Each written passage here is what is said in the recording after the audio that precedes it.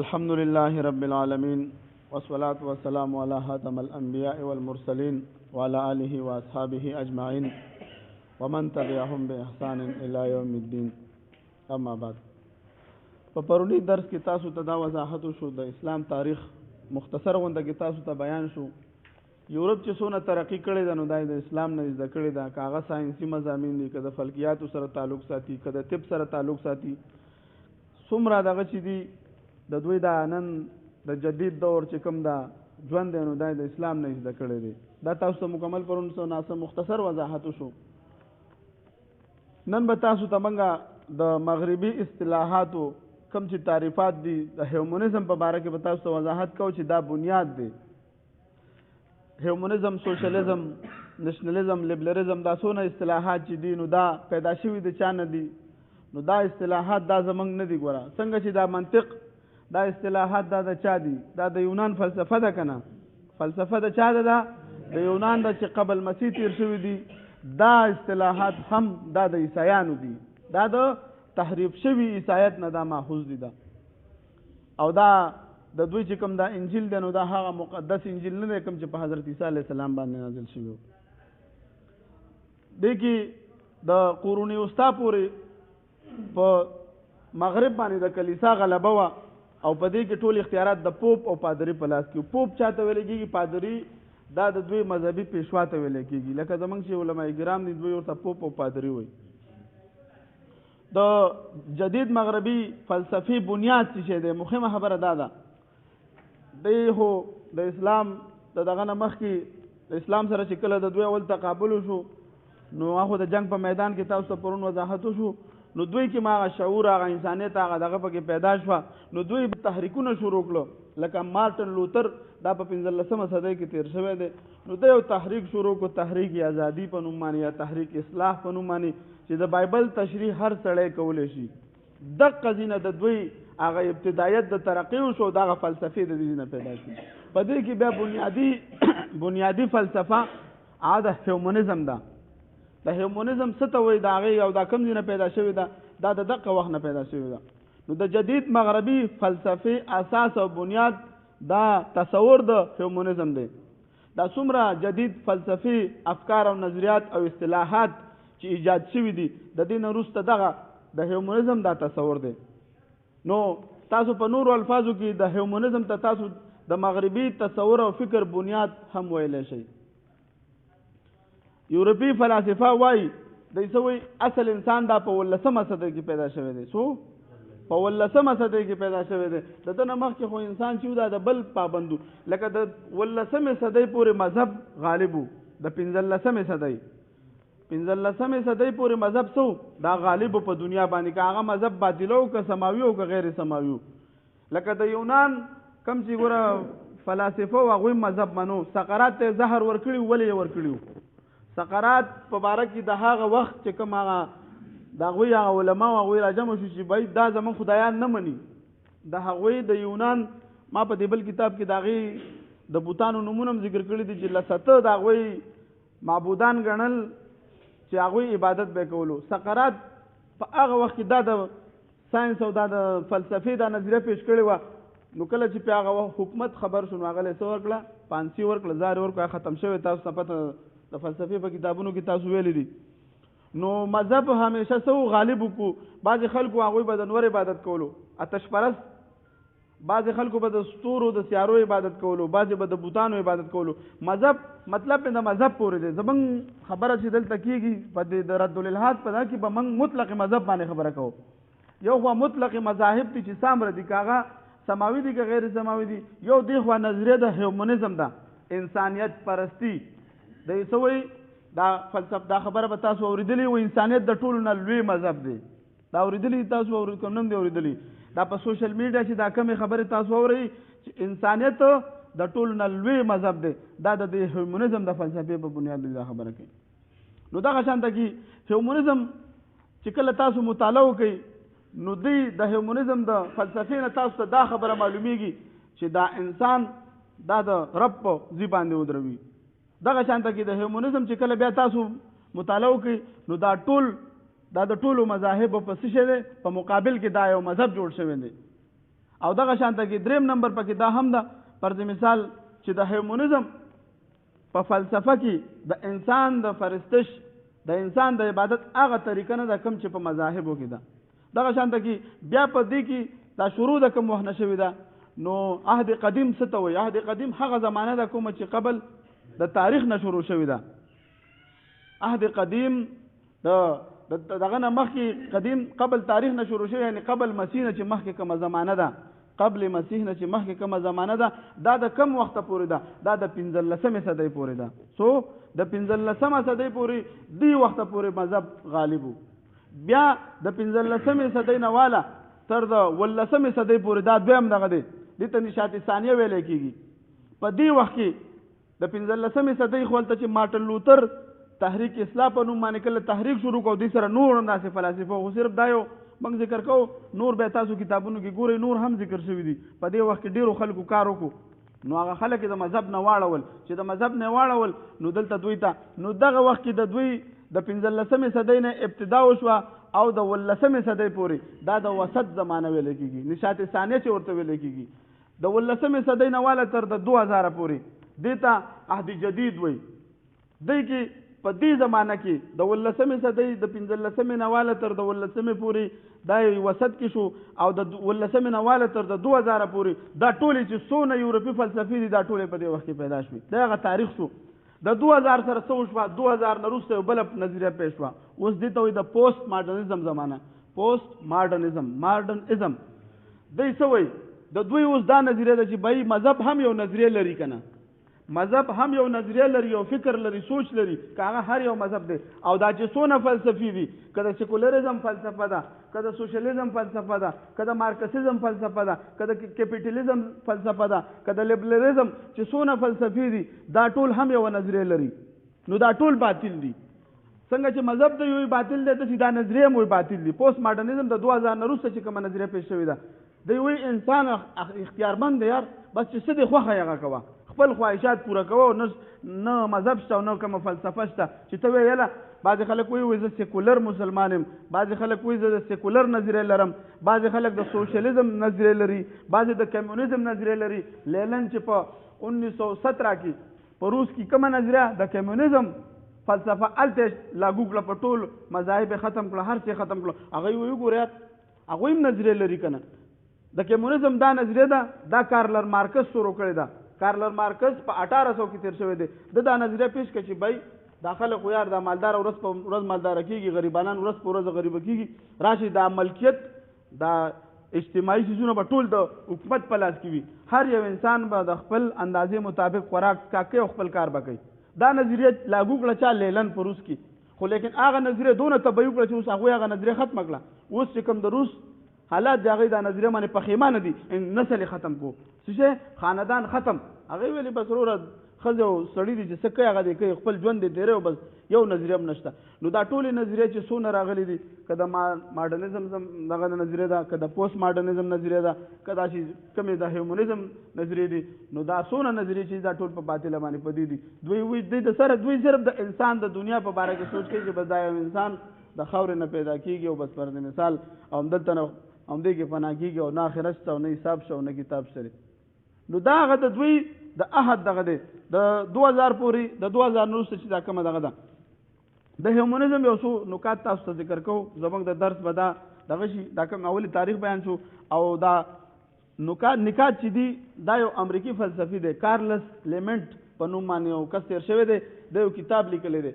فلسفه انسانیت په نوم باندې هغه کې د یو څو نکات ذکر کړي دي هغه دلته موږ ذکر کړي دي اول دا دی وایي د هیومنیزم د فلسفې اوله نکته چې دا نو دوی وایي مابعد طبیعت یا په ساده الفاظو کې داسې ویل چې په داسې څیز باندې یقین کول چې په هغې کې هر قسمه ما فوق الفطرت موجودات مثلا لکه الله رب العزت دا شان ملائک جنت جهنم وغیره دوی دا فرضي قصې دي څه دي دا فرضي قصې دي په حقیقت کې هیڅ نشته دی دا تمام موجودات او ټول کائنات مستقلا بالذات د مادي او د انرژي د باهمي اشتراک د تعامل نه پیدا کیږي دوی وایي بس دا ماده د مادي په وجه باندې دا هر څه پیدا شو دوی دا نظریه د بیگ بینګ چې هم پیش کړله نو په دې فلسفو باندې پیش کړه دا خو دا فلسفه خو په 19مه صدۍ کې ایجاد شوې وه. د بیگ بینګ نظریه په 19مه صدۍ کې پیښ وه. خو دوی ته دا ویلی کېدل چې بای دا د مادې نه پیدا کېږي. دوی چې د بیگ بینګ دا نظریه هم پیش کوي که نه ساتئ. اوس زمونږ ډېر مسلمانان هم دې نه متاثره دي. وایي والله بیگ بینګ شوی. لکه بیگ بینګ دا خو یو نظریه د هغه پیش کړه، ته به د هغه په نظریه مني. موږ د سره دا نظریه سره منو نه. موږ خو الله رب العزت فرمایي چې دا اسم نو دا هر څه الله ما په خپل قدرت سره پیدا کړه. که د بیگ بینګ نظریه وه اوس دا، او که مخکې ماده قدیم نظریه وه، زمونږ په نسبت باندې یوه نظریه هم چې د قرآن او د حدیث نه خلاف یې موږ یې نه منو. ولې نه منو؟ دا نظریه د انسان د عقل دی، دا نن وی او سبا به ختمېږي. داسې ده که نه ده؟ ته چې دلیل مطالبه ته وکړي چې بیگ بینګ څنګه وشو یار، د یوې نقطې نه دا ټول هر څه پیدا شو او په سیکنډونو کې پیدا شو. مثال یې راته راکړه. وایي مثال یې داسې دی چې ته دا دنیا چې پیدا شوې ده دا خورېږي. څه کېږي؟ والسماء بنيناها بأيد وإنا لموسعون. دنیا پیدا شوې ده او دا خورېږي، یو بل نه جدا کېږي، دا سیارې یو بل نه جدا کېږي. وایي دا اوسه پورې را رسېدلې ده، د دې عمر وشو 14 کاله. څو؟ وایي دا ته الټه تاول شروع کړه. لکه پخوانۍ کیسټې به تاسو کتلې وې د ټیپ، او دا چې سر ته ورسو دا دوباره را ریوز کا، دا به اخر بند شي که به بند نه شي، یو نقطې ته به راشي که نه. دوی دقه ځي کې وایي چې د یوې نقطې نه دا هر څه پیدا شوي. هلکه نو ته سوچ وکړه چې دا نقطه بیا چا پیدا کړه؟ د نقطې دپاره ارتقا شوې ده او که نه ده شوې؟ دا نقطه چې یوازې وه یوازې دپاره ارتقا شوې ده که نه ده شوې؟ دوی سره بیا د دې خبرو جوابونه نشته.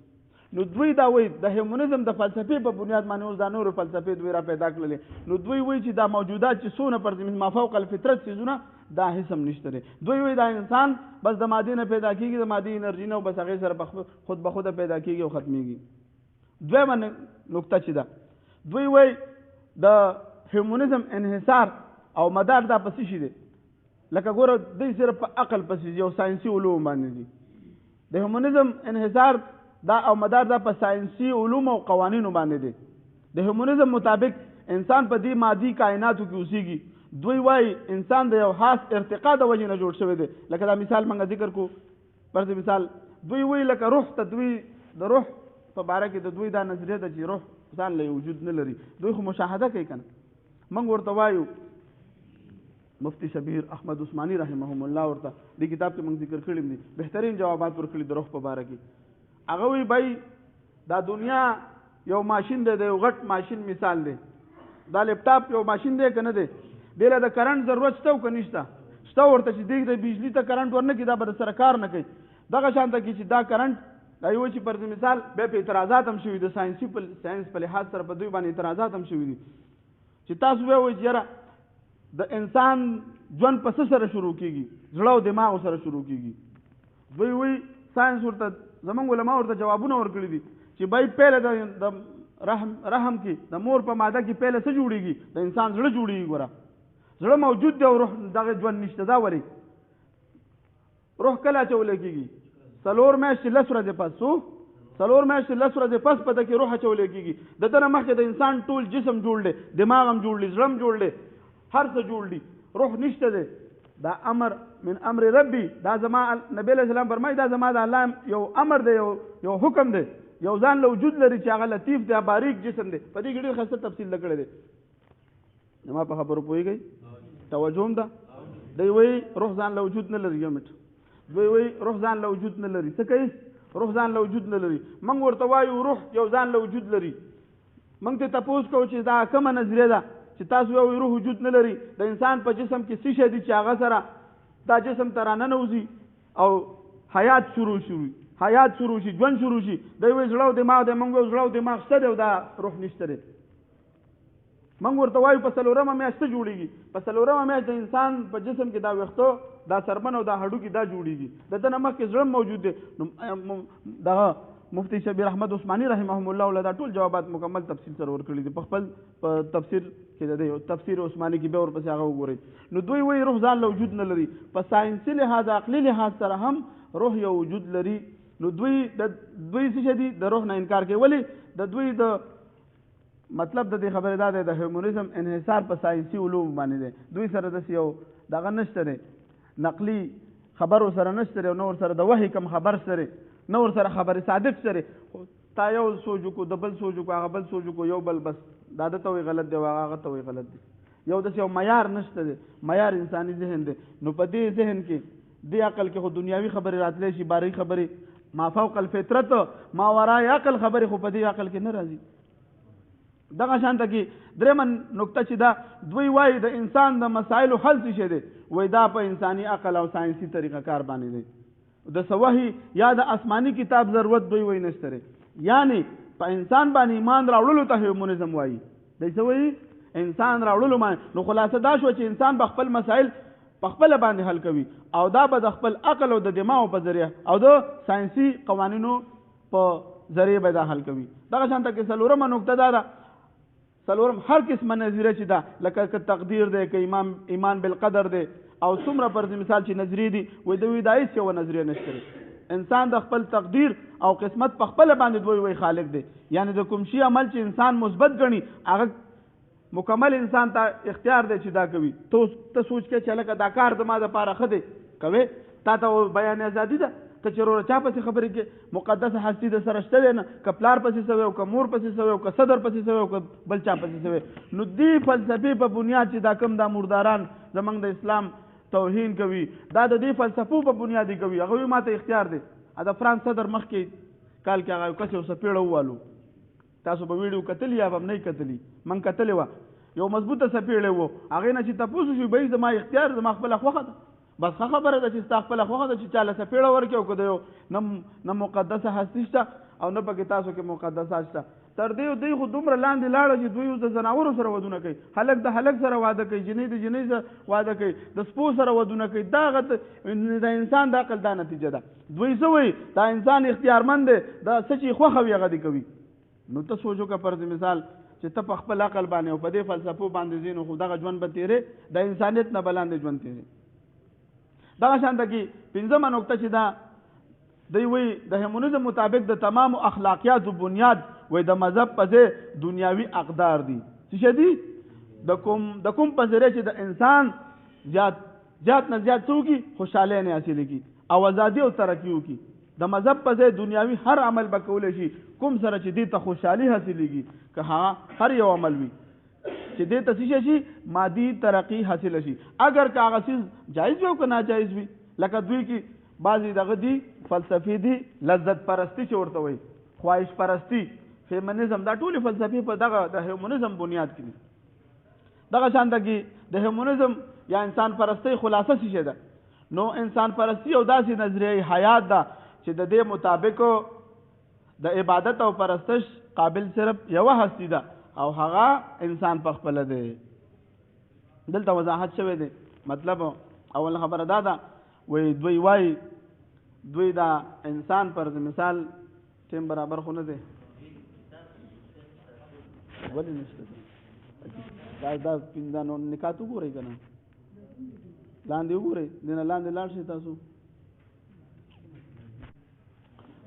د هیومنزم یا د انسان پرستی د فلسفې خلاصه واورئ. انسان پرستی او داسې نظریه حیات ده. ور د انسان پرستی وشوه، هلته هیومنزم اوس دلته موږ دا لیکلي دي انسان پرستی یو داسې نظریه حیات ده چې د دې مطابق د عبادت او پرستش قابل صرف یوه هستی ده. هغه څه دی؟ دا حضرت انسان په خپله دی. دوی وایي هیومنزم څه وایي؟ هیومنزم انسان د خدای په مقام باندې څه کړی دی؟ مقرر کړی دی. دویم دا هیومنزم یو مذهب دی په کوم کې چې د یو انسان پرستش کیږي. تاسو به اکثر اورېدلي وي که نه، انسانیت د ټولو نه لوی مذهب دی. دا هیومنزم یو مستقل ضابطه حیات ده چې هغه څه شی دی چې په خپل ځان باندې ایمان راوړل دی. دوی ځکه خو دا یورپ هغه بنیاد دې ځای کې پروت دی چې دا بنیاد تاسو ته خبر شي، تاسو ته پته لګي چې هلکه دا خو د دې تاسو ته چې ملحد مخې ته ناست دي که نه، تاسو ته خبره وکړي ټک تا ته پته لګي چې د پلانکۍ فلسفې په بنیاد خبره کې په دې آدابو کې موږ تاسو ته ذکر کړي دي. ته به د الحاد چې ته مناظره کې په کار دی چې تا ته معلومات وشي، څنګه چې ته کینې او تا ته مخکینی عبارت وي تا ته پته لګي یا دا سیپي دی بریلی غیر مقلد کار سوکي پته درته لګي. داسې چې کله تا باندې اعتراضات وشي بس تا ته پته ولګي چې دا د دې فلسفې نه متاثره شوی دی. دا ټول متاثره شوي دي، چا یوه فلسفه خوښه کړې ده، چا بله فلسفه خوښه کړې ده. نو د الحاد د موضوع ویلو تاسو دا پته لګي. خو چې کله تاسو د غیر مذهبو سره اړم یو غیر مذهبو سره تاسو بحث مباحثه راځي بیا برته پته لګي. تا ته بیا اوبو رسېږي چې هلکه دا خو د هیومنزم په فلسفه کې پر مثال یو سړی دی اوس د نظریه د ارتقا باندې عقیده او نظریه لري، لکه ډارون چې کومه نظریه پیش کړې وه دغه شان کارل مارکس نظریه پیش کړې دی، مارټن لوتر دا چې څونه نظریې تیر شوي دي، دغه شانته کې د سیاسي چې څونه نظریې تیر شوي دي، دا ټولې به تاسو ته په دې کې بیا معلومیږي. نو د دریم د هیومنزم په فلسفه کې د انسان د پرستش هغه طریقه نه ده کومه چې د الله رب العزت دغه شانته کې په موږ چې د الله عبادت کوو، موږ الله خپل خالق ګڼو، مالک یې ګڼو، مشکل کشای ګڼو که نه، عبادت یې کوو. دوی هغه شان نه کوي، دوی وایي زما خپله زه په خپله دن نه پرځي. مثال نعوذ بالله دوی وایي خدای ما هېڅ چاته محتاج نشته ده. دوی وایي بس هر څه چې د خوښ وي هغه کوه، خپل ځان له یو اصول مقرر کړه، په هغه باندې ژوند تېروه. او دا اصول د دوی غلط دي، عقلي او نقلي دواړه غلط دي. اب انشاءالله تقابل کې خپله باندې را روان دي. څلورم نمبر هیومنزم مطابق هر انسان په خپله دن نه ځان نه یو خدای دی. د دوی دا فلسفه فرض مثال چې شروع شوې ده، نو د دوی دا د 15مې صدۍ نه واله تر د 18مې صدۍ پورې دوی دې وخت کې دا شروع شو. دوی وایي مخکې چې څومره انسانان تیر شوي دي هغوی د کوم بالادست قوت پابندي کوله، لیکن 18مه صدۍ کې اصل انسان پیدا شو چې دې ته د خپل ځان پته ولګېده چې زه خود مختار یم او زما د پاسه بالادست قوت نشته دی. دا د هیومنزم د فلسفې خلاصه ده. بیا د هیومنزم بنیادی شاخونه هغه واپس به تاسو ولته لاړ شئ، سبا به هغه شاخونه وایو. سیکولرزم، دغه شانته کې سوشلیزم، کمونیزم، دا ټول چې څونه دي دا ټولې فلسفې چې دي دا د شاخونه دي. بنیاد یې څه دی؟ هیومنزم دی. او پکار خو دا ده چې داسې وکړو چې دا تاسو یادویم، ځکه ګوره زه پرې ډېره خواري کوم او دا تاسو یاد نه کوئ، په دې غوږه مو اورېدل او په دې بل د پیرانو سبق دی بل ووتو، بیا به تاسو څه پیدا شي. نو که زه هم داسې وکړو دا خلاصه هم لږه تاسو لږه اورئ. خیر کتاب نه اورئ، کتاب نه راته اورئ چې دا نومونه خو غټ غټ وپېژنئ، دومره لږ ډېر د پته ولګي چې د مغرب فلسفه د کم وخت نه شروع شوه، دا جدید دور د کم وخت نه شروع شو، د دې بنیاد څه شی دی چې تاسو ته بنیاد معلوم وي. تاسو مناظرین تاسو به د بنیاد نه خبره کوئ. داسې خو به ته یو څو اصطلاحات هم زده کړو، پر مثال بعضې کتابونه به مو ګورئ، خو چې هغه بنیاد نه ته خبر شي چې باید تاریخ پر مثال عهد قدیم د دوی کم دی او عهد جدید د دوی کم دی، او دا ټول چې څومره د حضرت عیسی علیه السلام د زمانې نه مخکې چې دا ټول د یونان د فلسفې پورې چې تا ته پته چې ارسطو څه عقیده لرله، افلاطون څه عقیده لرله، کم چې دا منګه ویلي دي په فلسفه کې که نه، پر مثال چې لادریان هم پکې وو، دا ټول شرح العقاید ذکر کړي زموږ کتابونو چې هغه تاسو په ټول تعلق د فلسفې سره چې کله به تاسو په دې باندې تاریخ باندې نظر لرئ راځئ 18مې او 15مې صدۍ ته چې راورسېږئ دا بلا به مخې ته راوځي د هیومنزم. نو دلته نه برځي مثال 15مه صدۍ نه خو 600 کاله وشو، نو وایي چې دا 700 کاله وشو چې دا فتنه موجود ده، خو موږ ته اوسه پورې خبر نه یو. دا یې ګورو 18مه صدۍ کې شروع شوې ده که نه، 15مه صدۍ کې موږ اوس په دا د 20مه صدۍ کې چې موږ خبر شو. نو په کار دا دی زموږ علماء کرام په دې باندې کار کړی دی الحمدلله. خو اوس دا څیز عام کول په کار دي. اوسه پورې د دې ضرورت ولې نه و چې موږ ته نه یو خبر؟ دا یو سوال دی، موږ ته نه و خبر، وجه څه وه؟ زموږ له ضرورت نه و. اوس ضرورت په دې راغی چې دا زموږ معاشرې ته راننوتله. څه شی شوه؟ زموږ کالجونو ته، زموږ یونیورسټیانو ته، زموږ تعلیمي ادارو ته، د مسلمانانو ذهنونو ته، او د ټولو نه غټه خبره دا ده چې دا په سوشل میډیا موجود ده، چې دا د هر مسلمان جب ته دا راغورځېدل ده. هر یو مسلمان تا او زما عقیده مضبوطه ده الحمدلله. زما استاد زه د الله په ذات قسم خورم چې زه دا نظریه څونه مطالعه کوم، زما په خپل ځان یقین نشته، دونه مې د رب په ذات یقین زیاتېږي.